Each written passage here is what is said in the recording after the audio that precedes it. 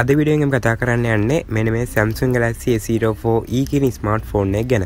ඉතින් ඔයගොල්ලෝ සාමාන්‍යයෙන් දන්නවා මම ෆෝන් එකක් රිලීස් වෙච්ච ගමන් හරි නැත්නම් රිලීස් වෙන්න කලින් තමයි ෆෝන් එක ගැන කතා කරන්නේ. හැබැයි A04e එක ගැන මට කතා කරන්න බැරි වුණා. මේ වෙද්දි මේ ෆෝන් එක රිලීස් වෙලා ගොඩක් කල් වෙනවා. ඉතින් මට හිතුණා මේක ගැන වීඩියෝ එකක් කරන්න ඕනේ කියලා. මොකද තාමත් මේ ෆෝන් එක ලංකාවේ මාකට් එකේ මිලදී ගන්න තියෙනවා. ඉතින් A04 එක ගැන මම කලින් වීඩියෝ එකක් කළා. ඕනනම් ඔයාලට මේ වීඩියෝ බැලීමේ හැකියාව තියෙනවා. මම ඩිස්ක්‍රිප්ෂන් එකේ ලින්ක් එක දාලා ඇති. එහෙනම් අද මේ වීඩියෝ එකෙන් කතා කරලා බලමු මෙන්න මේ A04e කියන්නේ මොන වගේ ස්මාර්ට්ෆෝන් එකක්ද, මේකේ තියෙන හොඳ මොනවද, මේකේ තියෙන නරක මොනවද, එතකොට අයි මේක ගන්න එපා කියන්නේ මම මේ දේවල් හැමදාම අද මේ වීඩියෝෙන් කතා කරනවා. ඉතින් එහෙනම් වීඩියෝත් එක්ක දිගටම තුලා ඉන්න. ඉතින් මේ වීඩියෝ එක වෙනකම් බලුවොත් එහෙම ඔයාලට මෙන්න මේ ෆෝන් එක සම්බන්ධයෙන් ගොඩක් හොඳ අයිඩියා එකක් ගන්න පුළුවන් වෙනවා.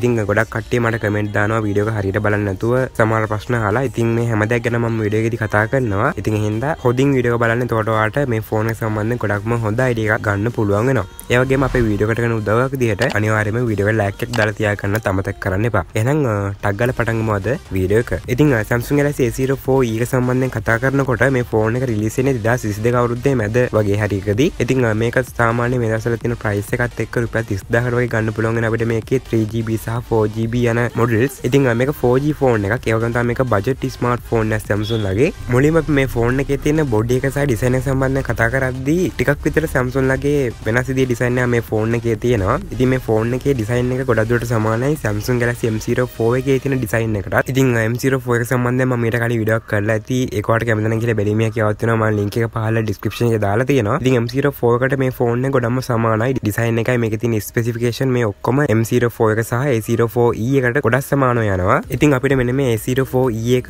කලර්ස් තුනකින් ගන්න පුළුවන්. ඒ තමයි black, copper, light blue. මෙන්න මේ කලර්ස් තුනෙන් ඔයාලට කැමති කලර් එකකින් මේ ෆෝන් එක බෙදලා ගන්න පුළුවන් වෙනවා.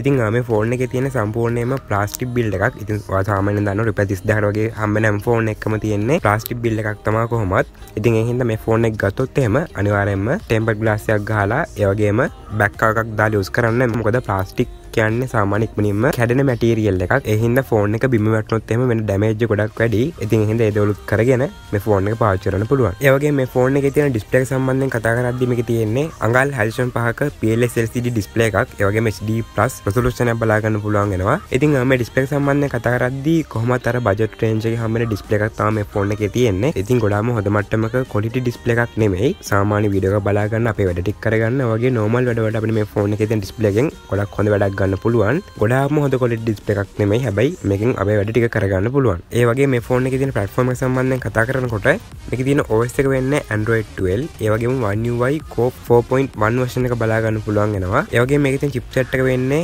MediaTek Helio P35 කියන 12 nanometer chipset එක. ඉතින් මේ ෆෝන් එක ගන්න එපා කියන ලොකුම හේතුව තමයි මේ ෆෝන් එක සාමාන්‍යයෙන් ස්පෙක්ස් වලින් අඩු ෆෝන් එකක්. සාමාන්‍ය මෙන්න මේ chipset එකත් කොහොමත් බජට් රේන්ජ් එක යන low performance හදන chipset එකක්. ඉතින් ඒක හරි කියමුකෝ. හැබැයි මේ ෆෝන් එක සාමාන්‍ය මේ රේන්ජ් එකේ තියෙන අනිත් ෆෝන් වලට වැඩිය ටිකක් විතර ලැග් වෙන සම්භාවිතාවය වැඩි. ඉතින් user interface එක පාව මේ ෆෝන් එකේ ලැග් වෙනවා. ඉතින් මේ ෆෝන් එක අරන් මුලදිම පාවිච්චි කරද්දි මේක දැනුන්නේ නැතුණා. ටික කාලයක් ඇදුවාට මේ දේ දැනෙන්න පුළුවන්. ඉතින් සාමාන්‍යයෙන් මේ price range එකේ තියෙන අනිත් ෆෝන් නම් මෙච්චර ලැග් වෙන්නේ නැහැ. ඉතින් ගේමින් වලට focus කරන මේ ෆෝන් එක ගන්න එපා. කොයි වෙලාවකවත් ගේම් ප්ලේ කරන්න පුළුවන් වුණාට ලොකු experience එකක් ගන්න අමාරුයි. හැබැයි casual game play කරන්න අවුලක් නැහැ හැම. ඒ වගේම social media app ටික පාවිච්චි කරගන්න අපේ normal වැඩ වලට මේ ෆෝන් එක ගත්තට ලොකු ප්‍රශ්නයක් නැහැ. හැබැයි ඒ දේවල් කරද්දී පවා පොඩි lag වීම අපිට මේ ෆෝන් එකේදී බලා ගන්න පුළුවන් වෙනවා. ඉතින් මම දන්නේ එහෙම ටිකක් මේ ෆෝන් එක lag වෙන්නේ කියලා. එක්ක chipset එකේ අවුලක් නැත්නම් මේ ෆෝන් එකේ තියෙන OS එකේ අවුලක්. normal පාවිච්චි කරන මේ ෆෝන් එක ලොකු අවුලක් නැහැ. ඔයා මේ ෆෝන් එක ගන්න යන්නේ ගොඩක් ලොකු වැඩ කරන්න නම්, ඒ කියන්නේ multitasking කරන්න, games වලට, ඒ වගේම heavy apps පාවිච්චි කරන්න, මේ වගේ ලොකු වැඩ කරන්න හිතාන ඉන්නවා නම් මේ ෆෝන් එකේ මම හිතන්නේ ලොකු වැඩක් ගන්න පුළුවන් වෙයි කියලා. ඉතින් normal usage එකට මේ ෆෝන් එක ගන්නවා නම් ලොකු ප්‍රශ්නයක් නැහැ මේ ෆෝන් එක ගත්තට. ඉතින් ඒ වගේම performance සම්බන්ධයෙන් ලොකුවට හිතන්නේ නැත්නම් මේ ෆෝන් එක ගත්තට කිසිම වරදක් නැහැ. ඒ වගේ මේ ෆෝන් එකේ RAM version කිහිපයක් තියෙනවා. මෙතෙන්දී අපි 3GB RAM එකක් එක්ක 32GB storage එක බලා ගන්න පුළුවන්. ඒ වගේම තමයි 4GB RAM එකක් එක්ක 32GB storage එක බලා ගන්න පුළුවන්. ඒ වගේම තමයි 2GB RAM එකක් එක්ක 64GB storage එකකුත් තියෙනවා. ඒ වගේම තමයි 3GB RAM එකක් එක්ක 64GB storage එකකුත් තියෙනවා. ඒ වගේම 4GB RAM එකක් එක්ක තවත් 64GB storage එකක්. ඒ වගේම 4GB RAM එකක් එක්ක 128GB storage එකකුත් බලා ගන්න පුළුවන් වෙනවා. ඉතින් මේ version ඔක්කොම නම් ලංකාවේ තියෙනවද කියලා මට ෂුවර් කරන්න බෑ. කොහොම නමුත් 3GB 4GB models නම් ගොඩක් දුරට ලංකාවේ තියෙනවා. ඒ වගේ මේ ෆෝන් එකේ තියෙන කැමරා සම්බන්ධයෙන් කතා කරද්දී ඔයාලට පේනවා කැමරා දෙකයි මේ ෆෝන් එකේ තියෙන්නේ. මෙතෙන්දී මෙගාපික්සල් 13ක මේන් කැමරා එකක් තියෙනවා. මේක අපිට auto focus බලා ගන්න පුළුවන්.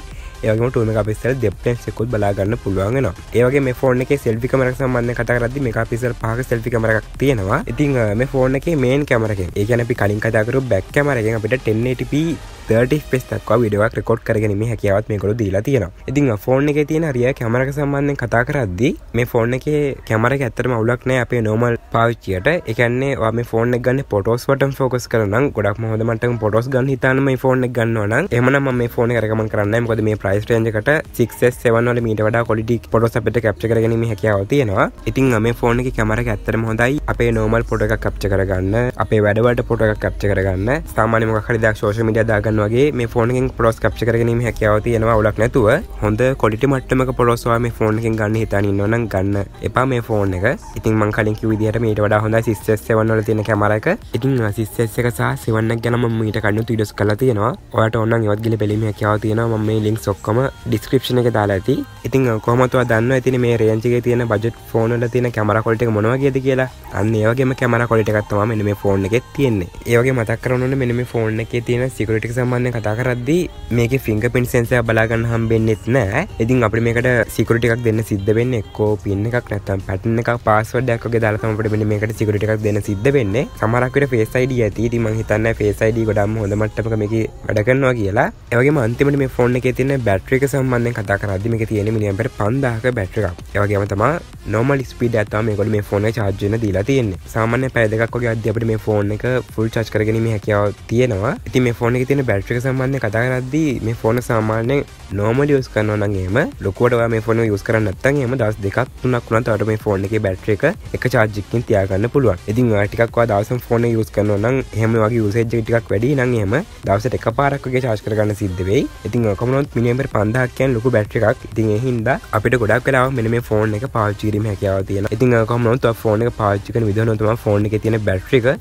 drain වෙලා යන්නේ. ඉතින් Samsung Galaxy A04e එක සම්බන්ධයෙන් කතා කරද්දී අපිට ඔය දේ තමයි කතා කරන්න තියෙන්නේ. ඉතින් මම හිතනවා දැන් ඔයාලට මෙන්න මේ ෆෝන් එක සම්බන්ධයෙන් ගොඩක් හොඳ idea එකක් ඇවිල්ලා ඇති කියලා. ඉතින් මම මීට කලින් කරා ලංකාවේදී ගන්න පුළුවන් ගණන් අඩු ස්මාර්ට්ෆෝන් 5ක් ගැන වීඩියෝ එකක්. ඔයාලට ඕන එකක් බැලීමේ හැකියාව තියෙනවා. මේ දවස්වල ෆෝන් එක අලුතෙන්ම ගන්න හිතාන ඉන්නවා නම් ඔයාලට මේ වීඩියෝ එක වැදගත් වෙයි. මොකද මේ වීඩියෝ එකේදී මම ගණන් අඩු ෆෝන් 5ක් ගැන කතා කරනවා. කැමති නම් ගිහලා වීඩියෝ එකත් බලන්න. මම මේ කතා කරපු හැම වීඩියෝ එකකම links පහළ description එකේ දාලා තියෙනවා. ඒ වගේ මේ වෙද්දී ලංකාවේ තවත් තියෙන budget phone ගැන ඔයාලට idea එකක් ගන්න ඕන නම් එහෙම මම පහළ description එකේ උඩින්ම දාලා ඇති budget smartphone ගැන playlist එකක් ඒක ගිහලා බලන්න. ඉතින් ඔයා මොකද හිතන්නේ මෙන්න මේ Samsung Galaxy A04e එක සම්බන්ධයෙන්? අනිවාර්යෙන් පහලින් comment එකක් දාලා කියන අමතක කරන්න එපා. සමහරක් විට මේ වෙද්දී මෙන්න මේ phone එක පාවිච්චි කරන ගමන් ඉන්න කෙනෙක් වෙන්නත් පුළුවන්. එහෙමනම් ඔයාලට මේ phone එක සම්බන්ධයෙන් මොකක් හරි experience එකක් තියෙනවා නම් එහෙම ඒ දොලුත් පහලින් comment එකක් දාලා කියන්න. මොකද ඒ comment එක මේ phone එක ගන්න යන කෙනෙක්ට ගොඩක් වැදගත් වෙන්න පුළුවන්. ඒ වගේම ඔයාලට මෙන්න මේ phone එක සම්බන්ධයෙන් මොකක් හරි ප්‍රශ්නයක් තියෙනවා නම් එහෙම comment එකක් දාලා අහන්න අමතක කරන්න එපා.